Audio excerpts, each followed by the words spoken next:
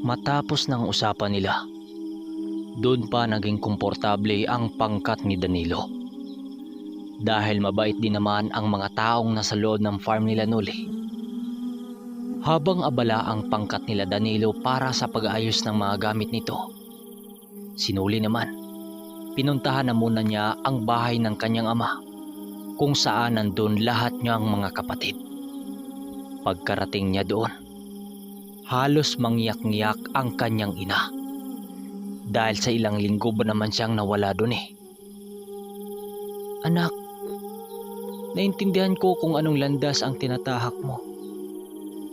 Pero sana naman, kahit ganyan ang napili mong buhay, huwag ka namang mawawala ng matagal sa lugar na ito. Uwi ka ng kanyang ina habang umiiyak na humawak sa kanyang damit. Ayon sa kanyang ina, pilit na itinatak ng kanyang ama sa kanyang isipan na buhay pa siya at babalik sa kanilang lugar. Pero kahit narinig na niya ito, di pa rin maiwasan itong mag-alala sa kanya. Humingi ng pasensya dito si Noli dahil sa kanyang paglisan ng hindi nagpapaalam. Matapos mag-usap nitong si Noli sa mga magulang niya, bumalik naman siya sa kinaroroonan nila Manong Duming at ang pangkat ni Danilo.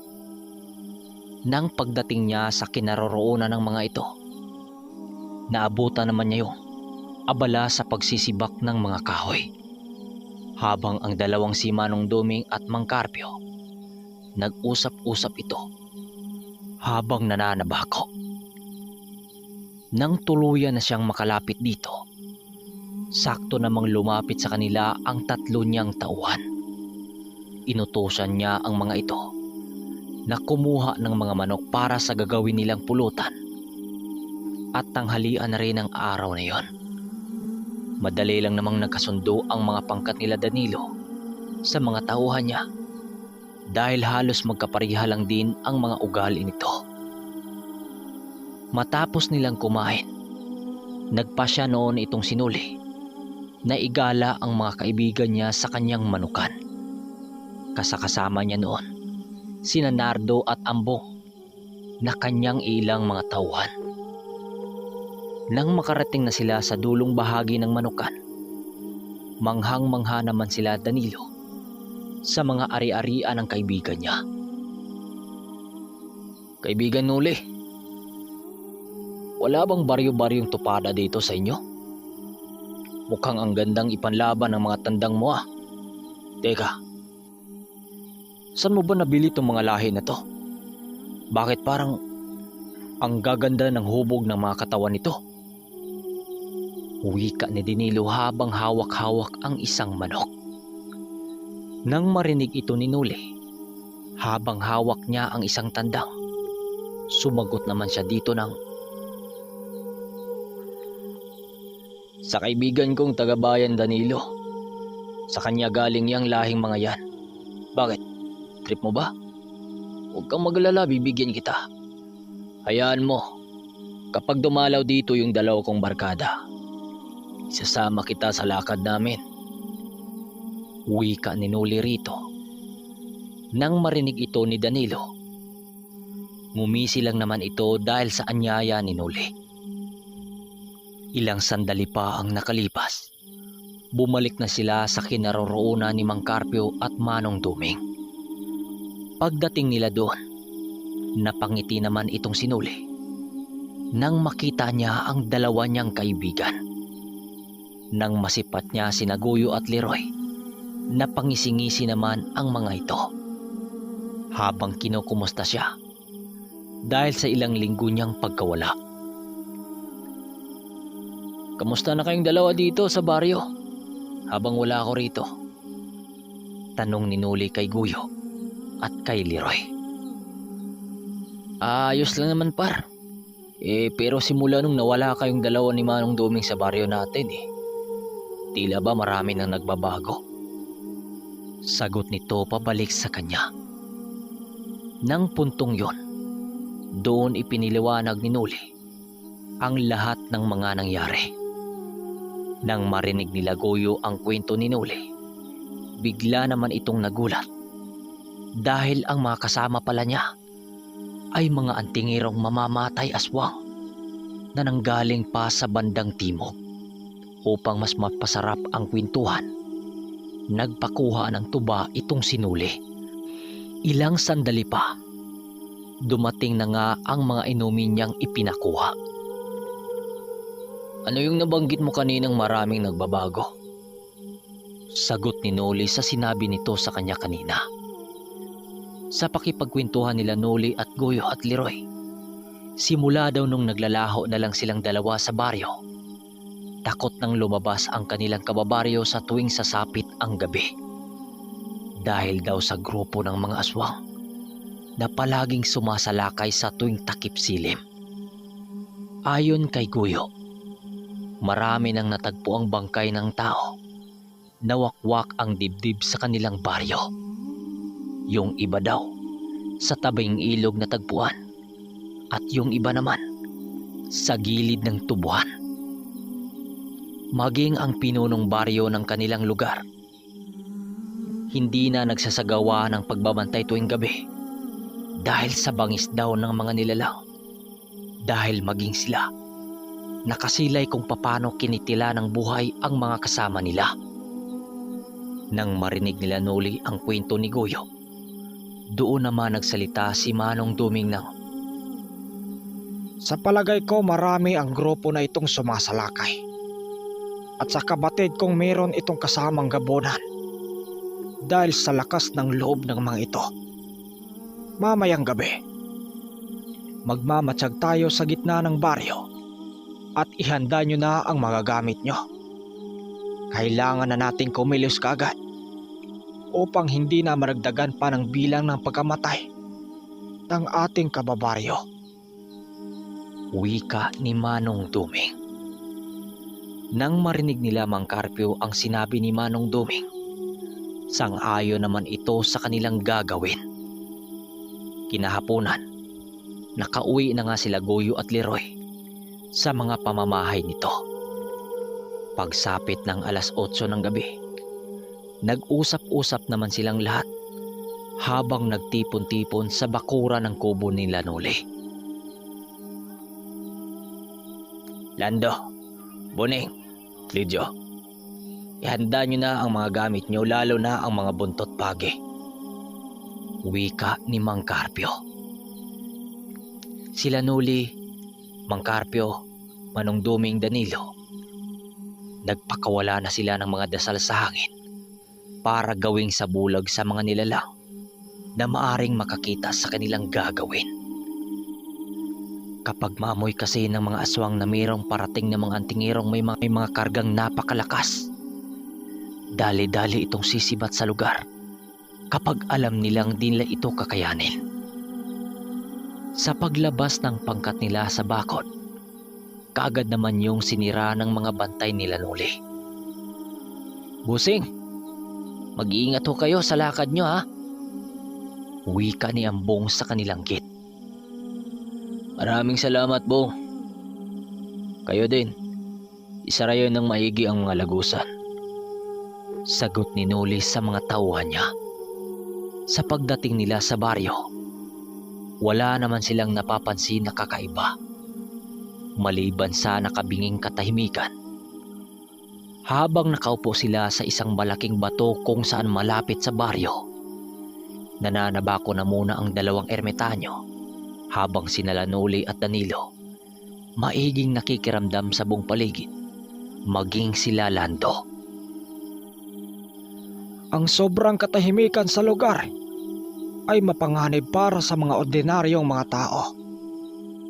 Dahil hihinto sa pagtunog ang mga kuliglig sa isang baryo, kung may mga masasamang nilalang ang darating, maghihintay lang tayo.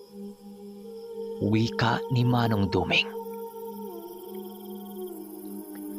Sa pagsapit ng 10:00 ng gabi, doon na nagsisimulang nagsitunugan ang mga bubong ng mga bahay-bahay.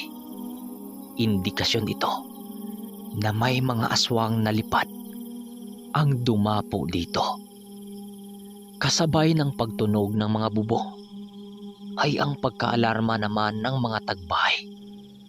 Yung iba, nagmumura habang sinasambit ang salitang aswang. Yung iba naman, nagsisiiyakan dahil sa takot, lalong-lalo na ang mga kababaihan. Doon na kumilos ang pangkat nitong sinuli. Si Manong Dumin at Mang Carpio, nagsama-sama sila kasama pa ang 3 baguhan nilang kasama. Habang sila Noli at Danilo, sila ang magkalapit na nagmamasid kung saan dumaan ang mga sumalakay na mga aswang. Ilang sandali pa, nasipat nilang dalawa ang paglapag ng isang nilalang sa bubong ng isang bahay kung saan nandun nakatira ang isang buntis na kababaryo nila Noli. Pinagmasdan muna nilang dalawa ang nilalang dahil nakadapa pa ito sa bubong. Pagtayaw nito, kitang-kita nila ang buo nitong katawan na nangingintab dahil basang-basa ng langis. Lalong kumintab ang balat nitong itim dahil na rin sa tama ng buwan. Paglingon ng bahagya ng nilalang sa banda nila Noli, doon nila nakita ang itsura nito na wangis ng isang nilalang. Kung ordinaryo ka lang na tao, malamang kung makita mo ang nilalang na yon, siguradong lalayas ang espirit mo sa katawan. Upang hulihin ang nilalang, kaagad nagpakawala ng pamakong usal ang kasama niyang si Danilo.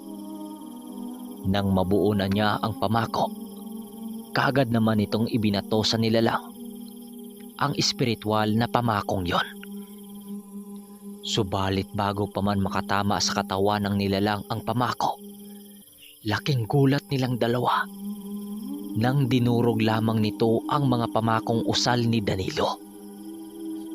Dahil sa mga nasilayan ni Danilo, nagkaroon naman ito ng pag-alala dahil tanging mga gabunan lamang ang makagawa nun. Tumawa lang noon ang nilalang habang nakatitig kay Danilo. Dahil nabasag na ang sabulag nito, kaya't nagawa na siya nitong masilayan. Nang malaman ni Nuling isa pala itong gabunan, hindi na siya nagsayang pa ng oras para sunggaban ito. Subalit nang susunggaban na niya ito, laking gulat din niya nang merong umahon sa lupa na 2 anino sa lupang kinakaharapan niya. Dahil sa mga nangyari, napaatras naman ang bahagya si Noli habang nasa gilid niya si Danilo. Ang lumitaw na nilalang sa kanilang harapan ay kagagawan mismo ng gabunang kaharap niya.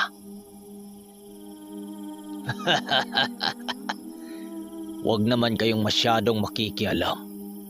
Naghanap lang kami ng pagkain eh.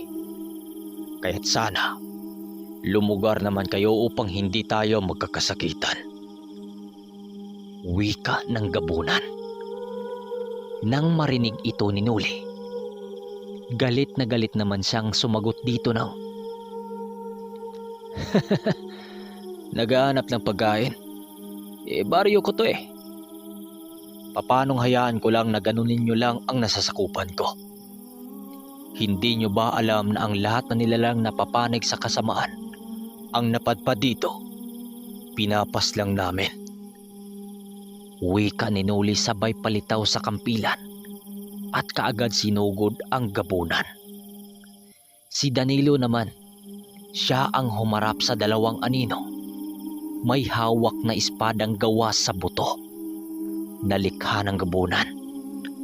Nang makita ng gabunan ang pagsugod ni Noli, dali-dali naman itong tumalon sa puno ng saging habang nanlilisik ang mga mata. Pagbuka ng mga malalapad nitong mga pakpak, agara naman itong sinalubong si Noli. Dahil sa liksi ng gabunan, halos hindi makasabay dito si Noli.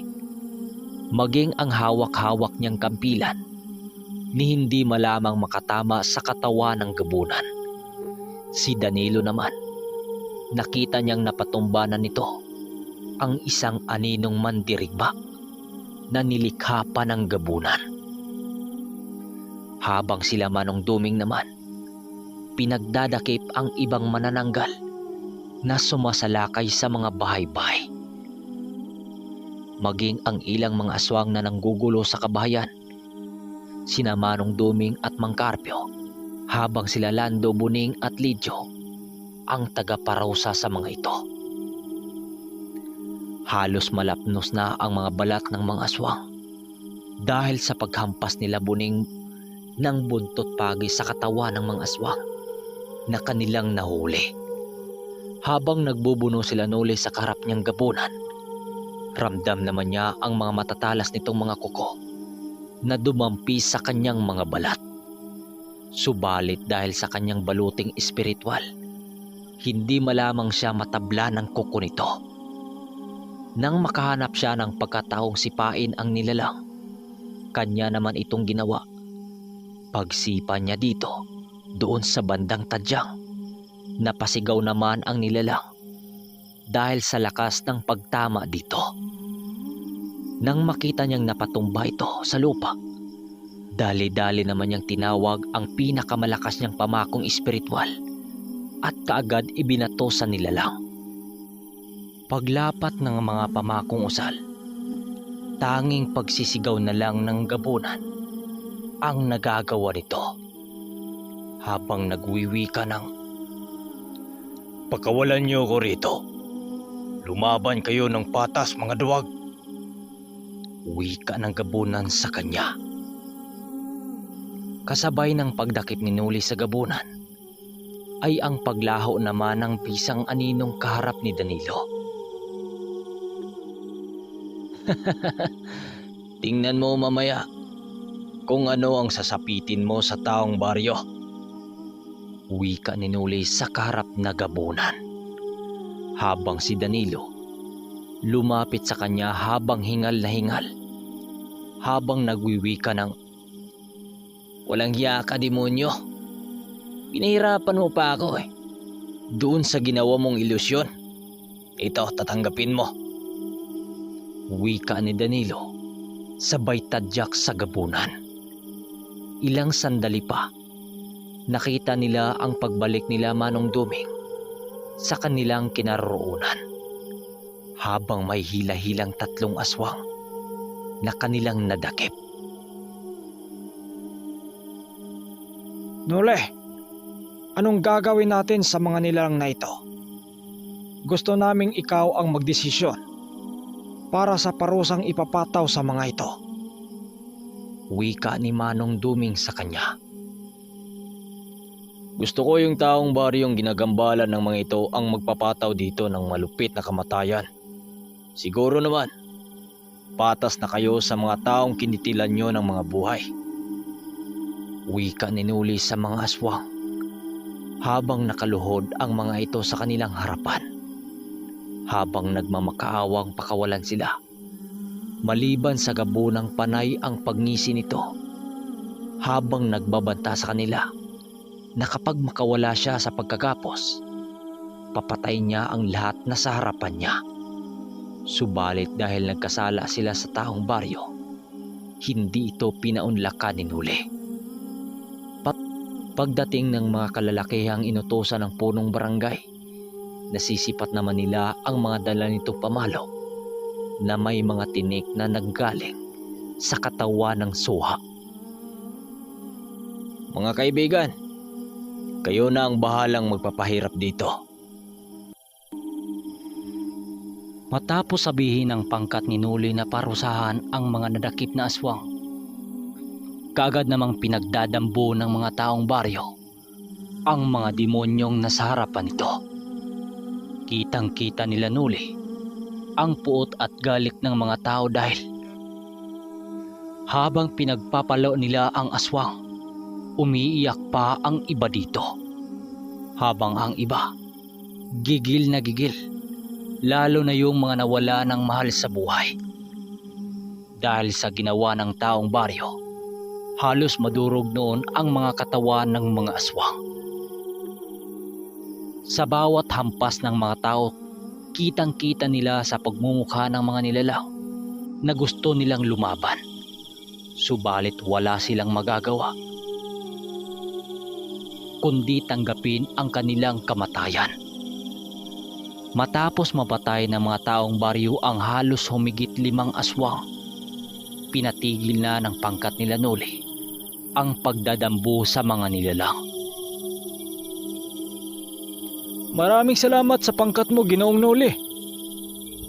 Kung hindi dahil sa iyo, malamang hindi pa rin matahimik tong baryo na to. Wika ng isang lalaking may hawak ng itak. Walang anuman mga kaibigan. Hanggat nabubuhay kami, patuloy pa rin kaming maglilibot sa lugar upang paslangin ang mga masasamang nilalang na patuloy na namimirwisyo. Basta't ipangako nyo lang sa amin na kayo lang ang nakaalam sa pangyayaring ito. Alam nyo naman ang ibang kababaryo natin. Wika ni Noli sa mga ilang kababaryo niya na handang magbuwis buhay para lamang sa kanilang pamilya. Nang marinig ng pinuno ng grupong kanilang tinutulungan, sumang-ayon naman ito doon sa kanyang sinasabi.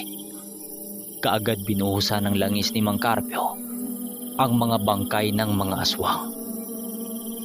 Nang pagbuhos nito sa langis, takang-taka naman ang mga tao dahil sa mismong harap nila, naging abo ang mga bangkay.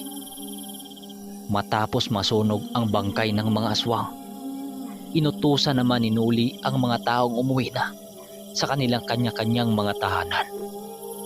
Nang magsiuwian na ang mga yon, saka pa lamang din sila naglalakad pabalik sa baryo.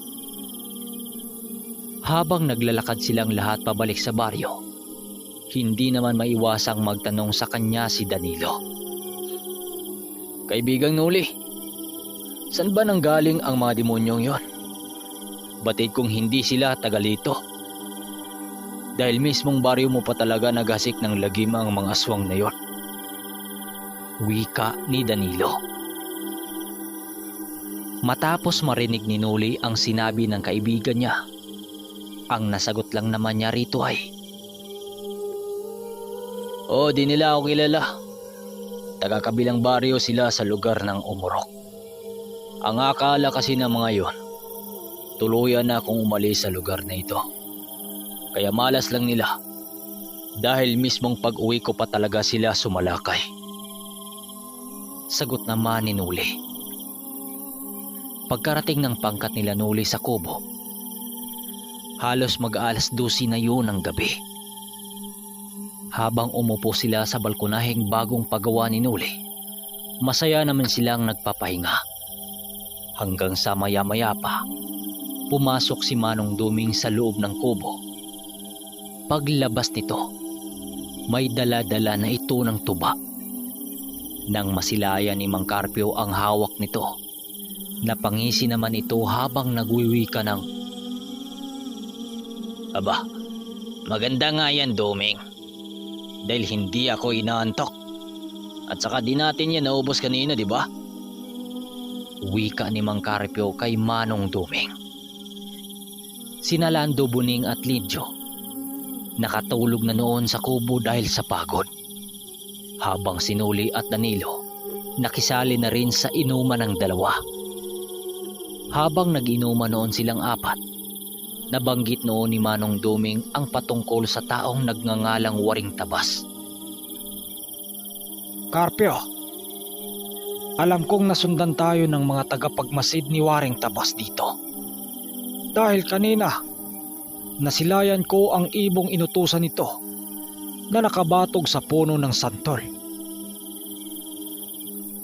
Agad ding umalis ang ibon na yon.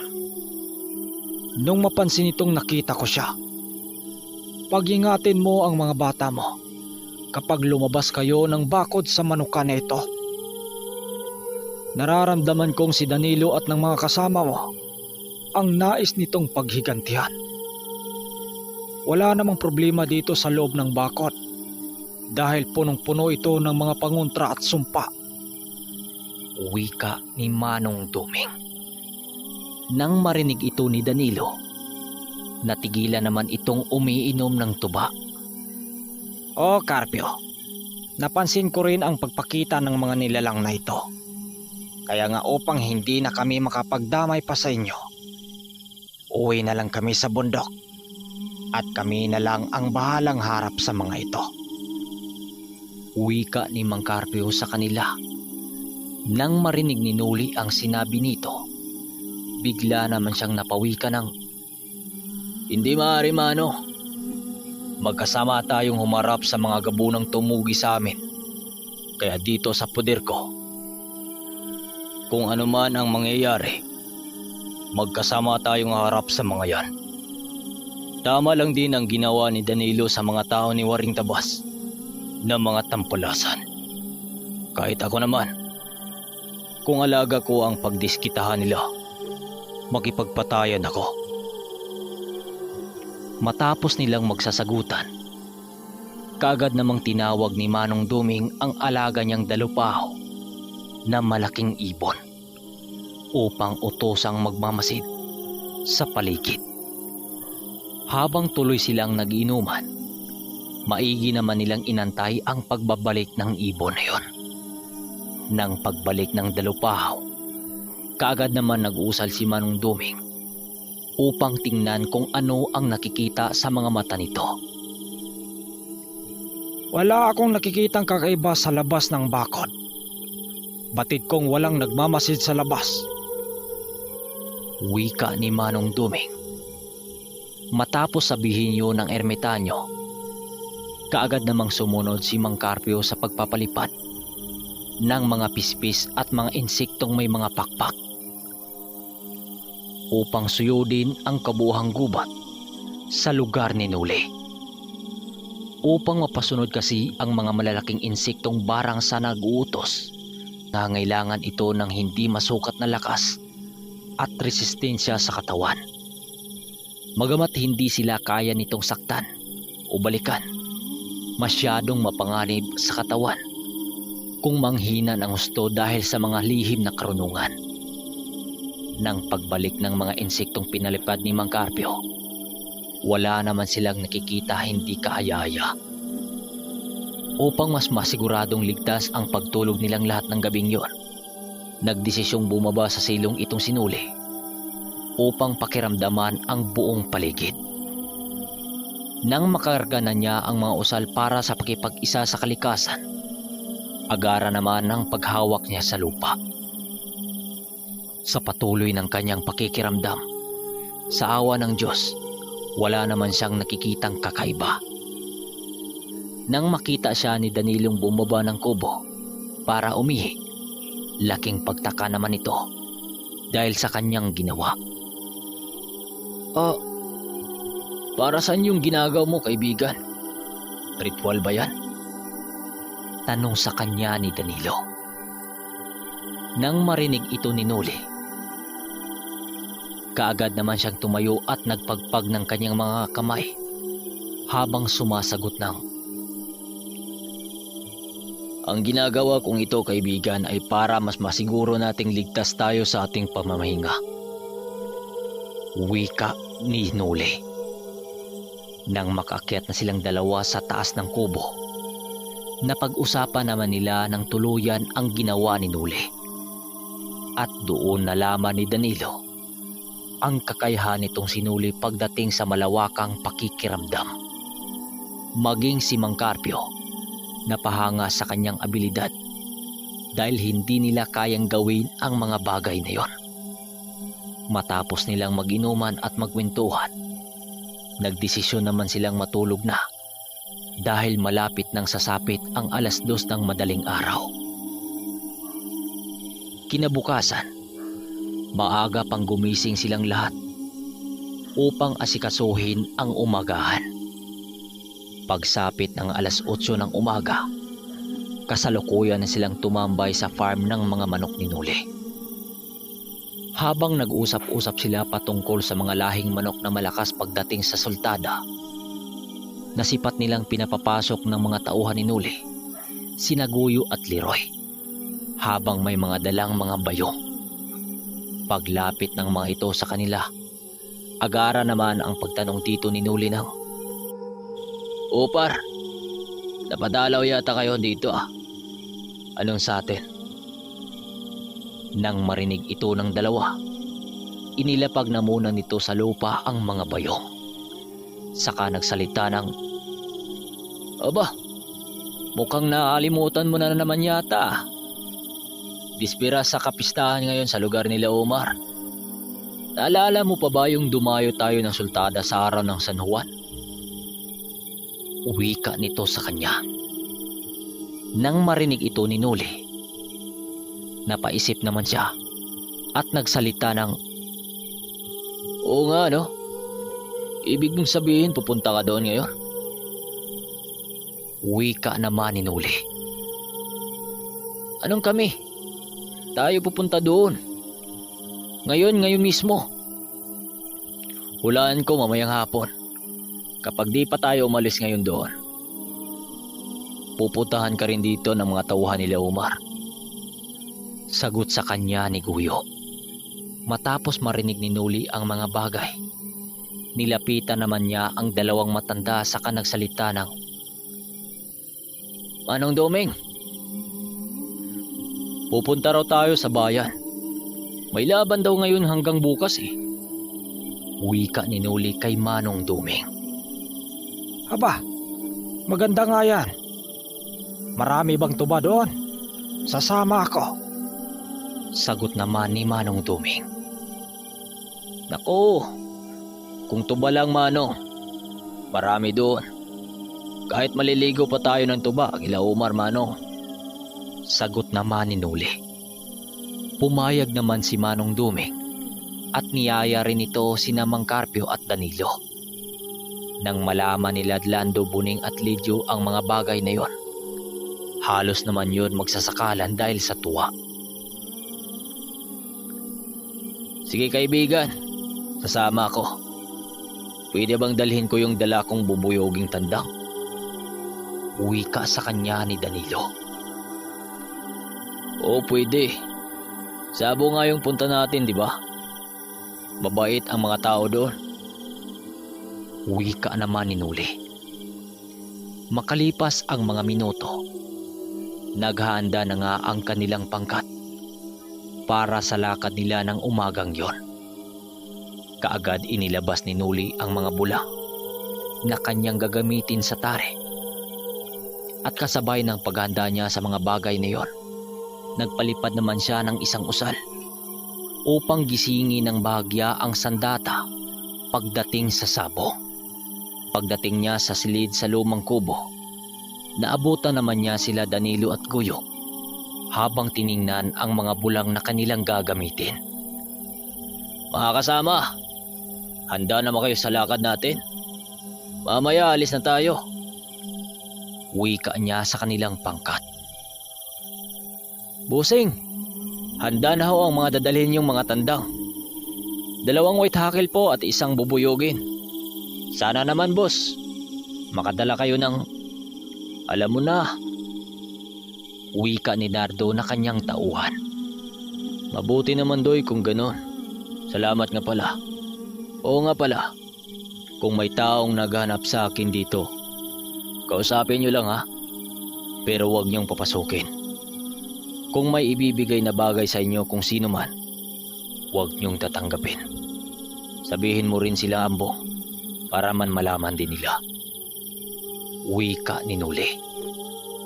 Matapos sabihin yun ni Nuli, lumabas na nga sila sa entradang gate ng farm. Pero bago yon, nagpaalam na muna siya sa kanyang mga magulang.